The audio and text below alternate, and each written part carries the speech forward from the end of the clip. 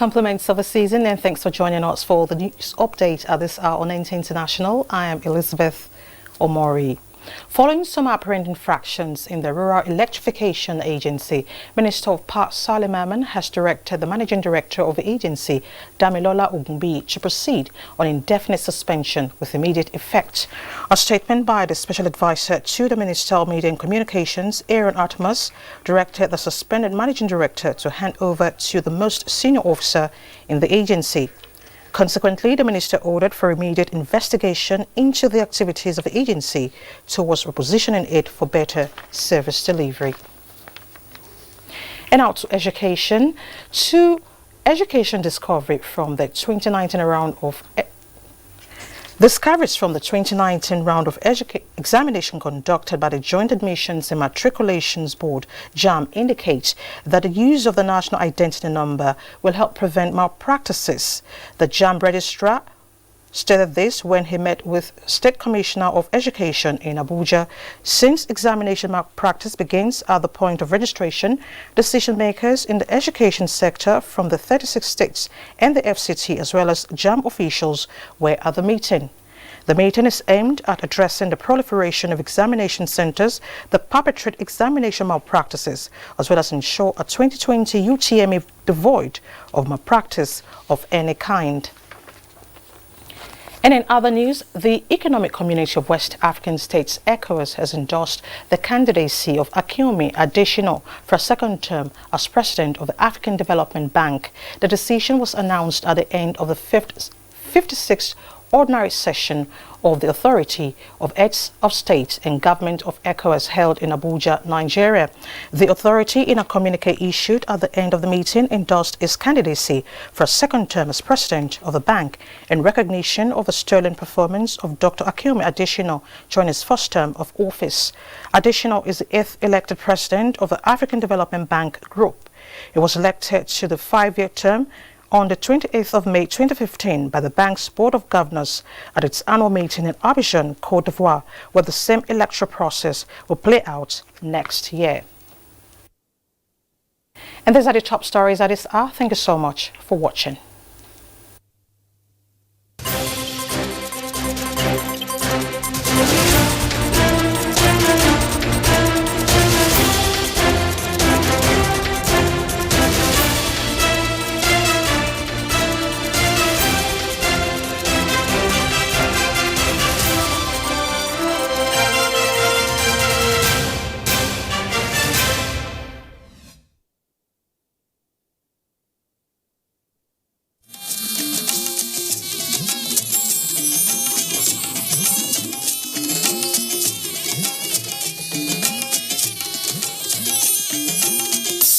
This is the network service of the NTA.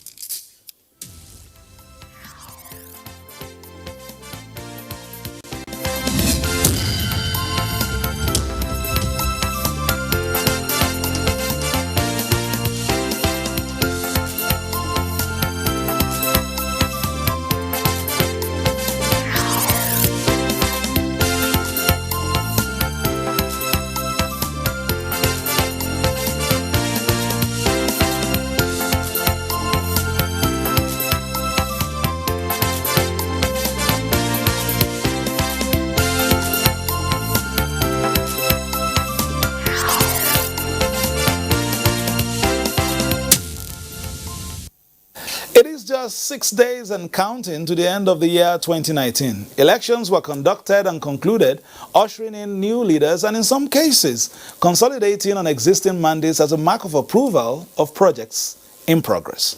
Having done this, maintaining a steady and consistent trajectory of development rests on the social exigencies of peace, security, and a well-thought-out development master plan. However, this scenario is predicated on a synergistic transaction between the leaders, that is, politicians, lawmakers, and policymakers on one hand, and then the business community, the critical mass for development activities, and the people on the other. It is a seesaw which requires a sensitive balancing act by the administrators, a transaction that must be clear in its motive and sincere in its purpose. With these thoughts, I welcome you to this edition of Political Update, NTA's panoramic political ensemble, which gives you an undiluted view of the nation's political scene. I am Fisayo Ogunfuyi. Welcome.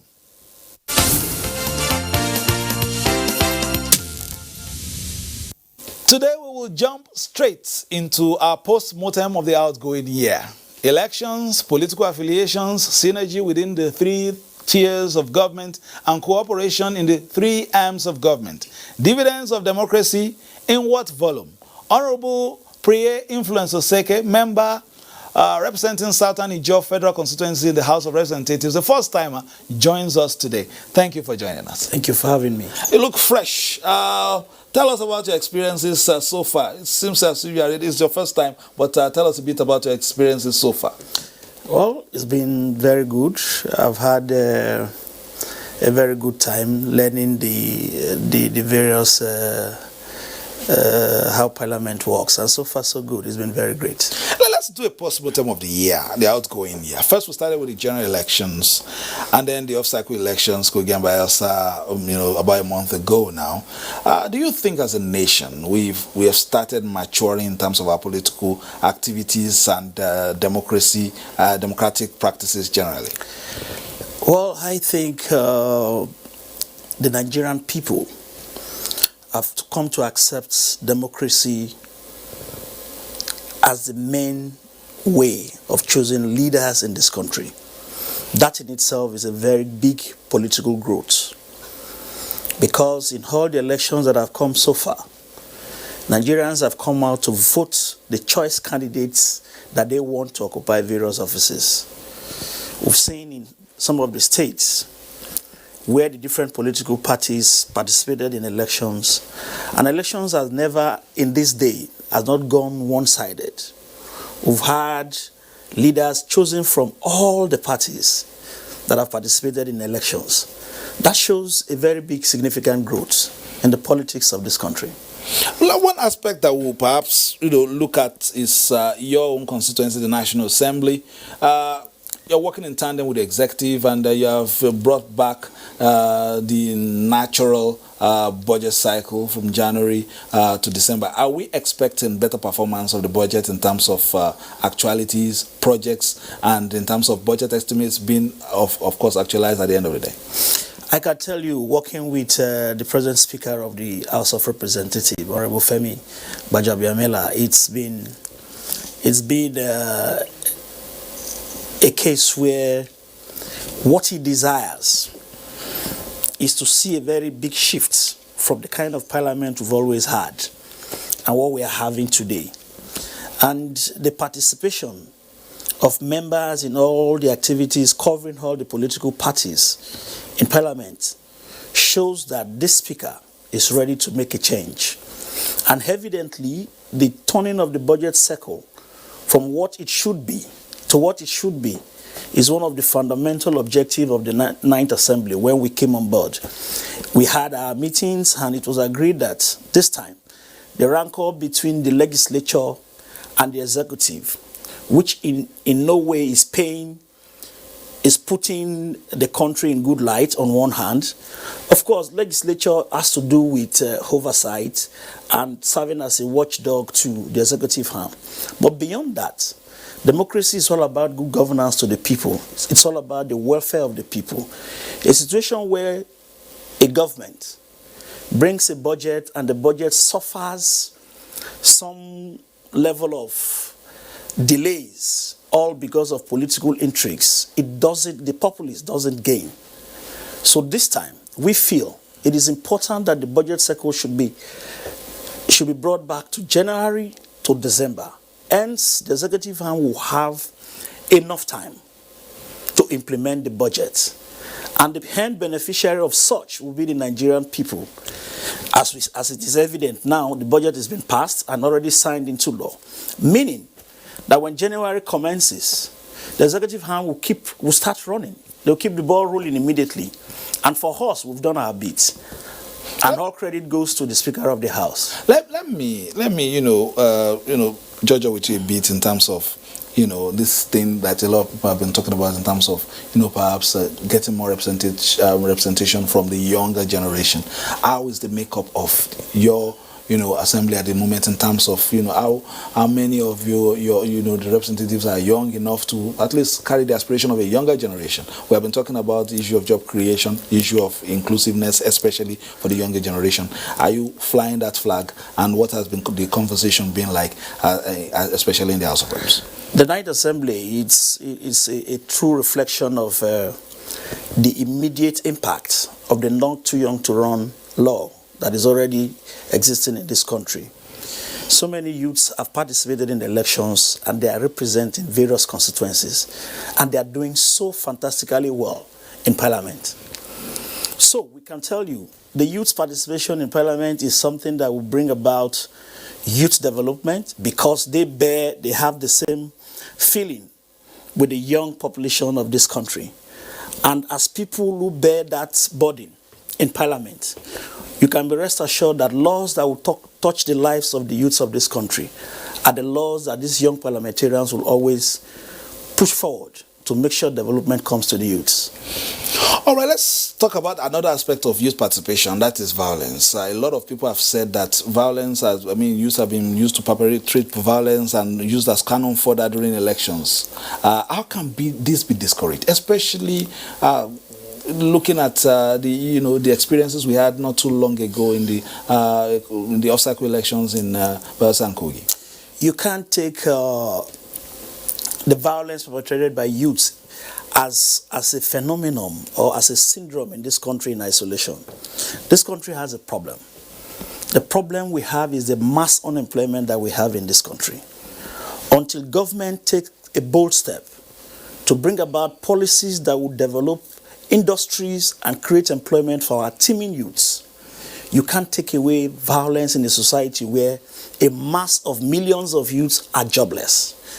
So for us, we think that the right thing political leaders should do is to bring about good economic policies that will create jobs both in the states and at the federal level. Create an environment that business will flourish, business will strive. When there are businesses moving on well, naturally, opportunities will be there for our youth.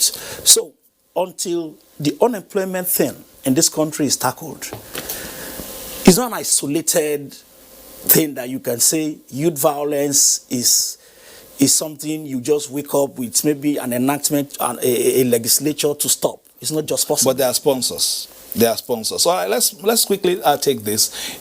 Cases of violence in the nation's electoral processes are a recurring negative narrative that have proven to be a blight on the nation's democracy. Now, Timothy Yusuf gives us details on the content of a report on election violence in Nigeria. This report focuses on the off-cycle gubernatorial election in Bayelsa State in particular.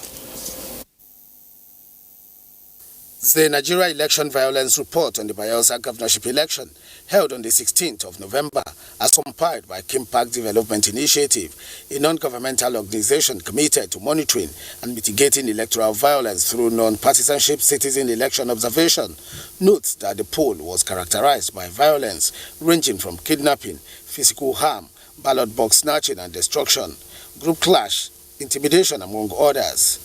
With all of these incidences, the election was still described as the best in the history of Bayelsa State by the monitoring group. Community need to adopt the Koga model. And what is the Koga model that I said I'm going to share with you? The community in Koga, local government, always call themselves together. And they said, look, brothers, sisters, before this election, before this election coming, we have been brothers and sisters. After the election, we will remain brothers and sisters. So they have that philosophy of brotherhood first, before any political party alliance. So they tend to talk about peace. The number one concern of everybody in the electoral process is election-related violence and security related to the elections. 21 recommendations, which include swift prosecution of electoral offenders to serve as deterrent to others, were put forward by Kimpact Development Initiative. Because we also believe that the journey and the race towards electoral reform has started.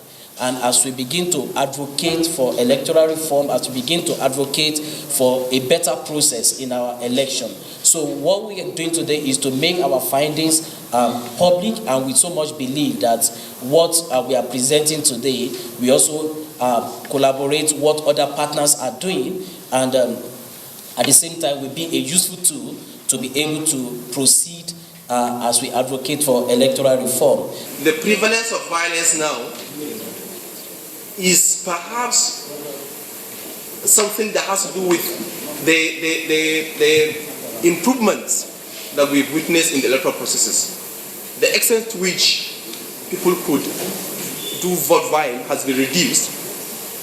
The extent to which ballot box stuffing could be done is also reduced. Rigging has become a little bit difficult. So politicians now have another window, and that one is to destabilize, like if the Ido has rightly pointed out, is to destabilize the stronghold of their opponents. And one of the easiest way of doing that is through eruption of violent activities. How do we mitigate against this? I think these are the very most critical issues that we need to look into. And I think, and I welcome Kim Park's initiative. Thank you very much.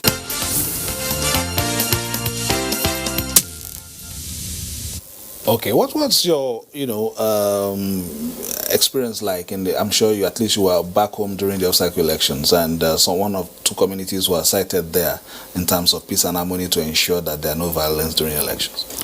I can tell you categorically that the violence that is being talked about in the Bayelsa elections, for me, it's exaggerated, because in the history of Bayelsa elections, this past November 16th election has been the most peaceful elections. I'm from Southern Ijo. I represent Southern Ijo Federal Constituency, and I can tell you, in the history of Bayelsa elections, Southern Ijo is more like the hotbed. But in this past election, because the governor-elect is from there, naturally everyone from Southern Ijo felt that this time we should have the governorship. And they came out. They were waiting for the materials to arrive. When the electoral officials arrived, they came out and voted. There was no single gunshot in Southern Ijo. I can challenge anyone who could come out to say in this community there was gunshot in Southern Ijo election.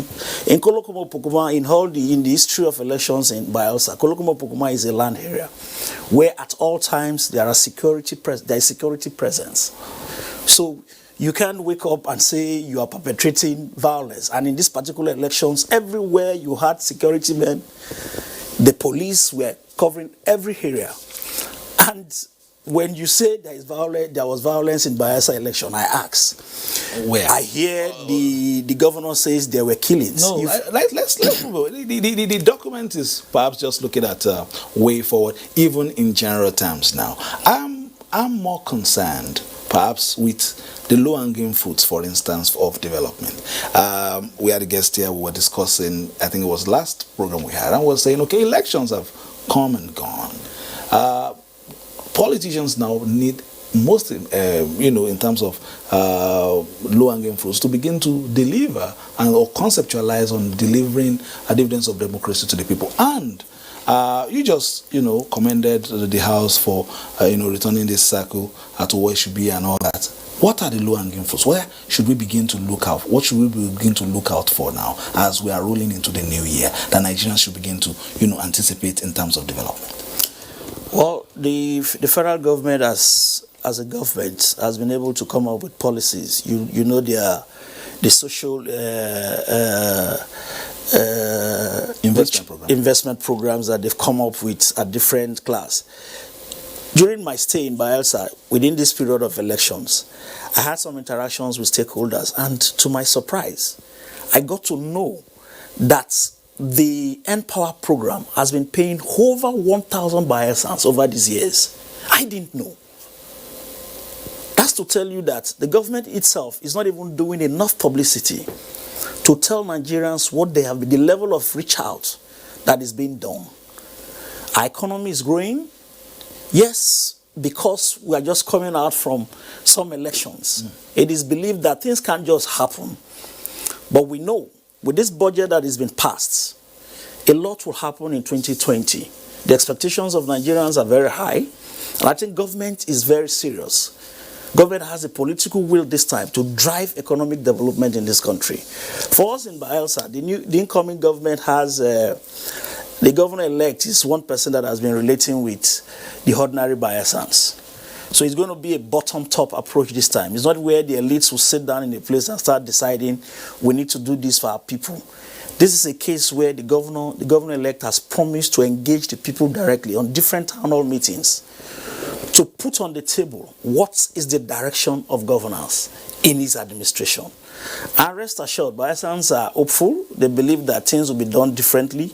We as stakeholders in the Bayelsa project will also give the enabling support to our governor-elect, and assuredly 2020 is a year that a lot of development will come to Bayelsa as a state. All right, still talking 2020, there are so many things to look out for in 2020. There will be some more off-cycle elections, of course. I was supposed to take a report on another lawmaker talking about elections, but we'll jump over that and look at what will happen in 2020. Now, some of the things that have been advanced as a way out of election for violence and fraud and all that is digital voting, especially during elections. And you know, there was this conference on digital voting, and a lot of the participants put forward some advanced, ways that we could go about digital voting to make sure that, of course, we begin to see the dividends of democracy. Let's take that report before we come and close shop. Digital voting has for long been a political culture in advanced democracies as it increases citizens' participation, reduces electoral violence and manipulations. While some third world countries are keying into this, Nigeria, experts say, seems to be slow in going digital. Coming at the heels of the just concluded Kogi and Bayelsa states governorship elections, a digital voting summit leveraging on the Kogi-Bayelsa experience and the 2019 general elections evaluated electoral reforms in Nigeria since 2010 and believes it is time to introduce electronic voting. We need to ensure that this is entrenched as part of the law and that results and polling activities from particular polling units should be accessible to every Nigerian. If we have electronic voting in Nigeria, we are sure of over 70 million people voting. Because technology smoothens every processes. We're talking on the space, social media, Facebook, Twitter, but this is the real life action. What are we doing about it? INEC is evolving, INEC is adopting as new technologies coming up. The summit also wants INEC to be empowered by law to prosecute electoral offenders to serve as deterrent to others. We have to put in place a system of dealing ruthlessly with electoral offenders. If you don't do that, you are simply going to give criminals the confidence to want to disrupt and make a mockery of digital voting. Cordial working relationship between the executive and the legislature, improvement of infrastructure, continued voter education and advocacy by the elites are other areas pointed out for improvement. Kenneth Nanim, NTA News.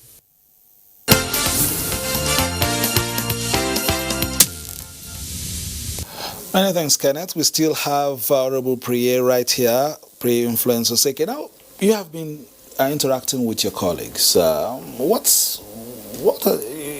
lot of people call that your chambers Nigerian house. You get to meet Nigerians from all divides. Now, have you been able to, in terms of, feeling the pulse of others, this Nigerian project, what has been the general comment and how do you want to move us forward in this 9th Assembly? I can tell you the House of Representatives is the one single institution. The National Assembly is the one single institution that represents every section in this country. And the oneness of this country is one that when you walk into that house, you tend to appreciate the fact that we are better off being together as a people. And I must tell you, the oneness as exhibited in Parliament is one that it's all about the development of this country. The togetherness we share, the oneness we share, the diversity that we have, that we've decided to come together, is represented in Parliament. And each day as we interact and make laws, do our sittings, run our motions, you get to appreciate the fact that this country is one great country that we all must believe in. Yes, we are slow in our democratic growth. It's a process. I believe that the democratic evolution in this country, day after day, will get better. Before now, elections were not the way they are.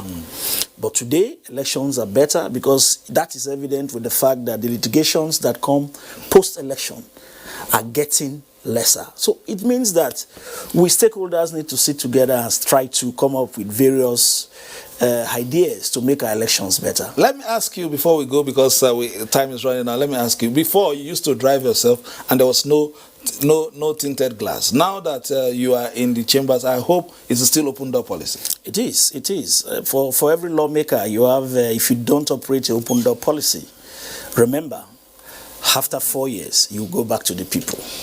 So it's normal that a lawmaker tries to represent the people. You are not working in the executive arm. You are a lawmaker. You are a legislator. That means that all that you say must be a true reflection of the wishes of the people that you represent. We've had Honorable Priye Influence, Oseki member representing Southern Ijaw Federal Constituency House of Representatives. It's a first-timer. Thank you for coming. Thank you for having me. That has been Political Updates for today. We thank you for being a part of it. Have a wonderful Christmas and stay locked on the network service of Nigerian Television Authority for news, reviews, previews, and interviews. My name is Fisai Ogunfi, wishing you a very great Christmas holidays.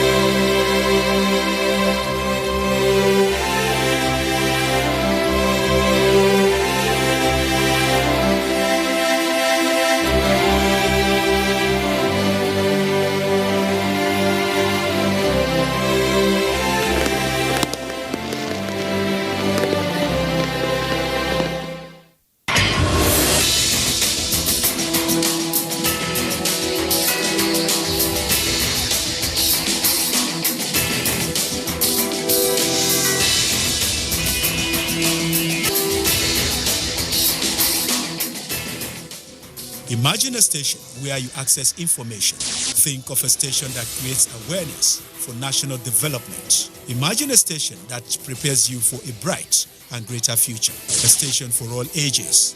Documentaries, classroom and television, events coverage, children's programs and variety shows. Always stay tuned to NTA Knowledge on the Star Times platform, channel 359. For partnership, sponsorship and advert placements, contact us on NTA Knowledge. NTA Knowledge, learning to broaden horizon.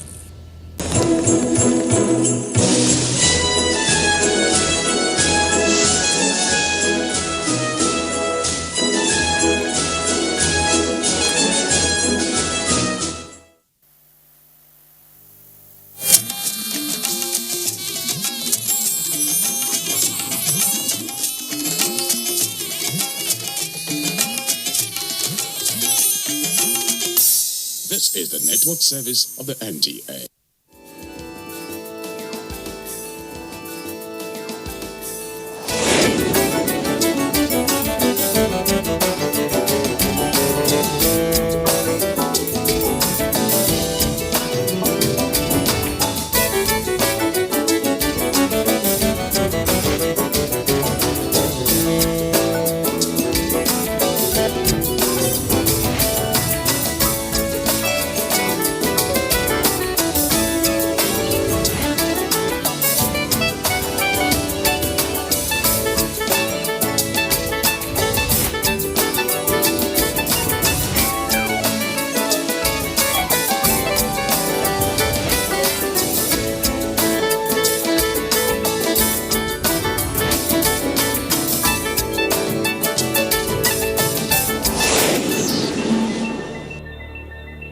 What do you pay attention to when you consider your clothing?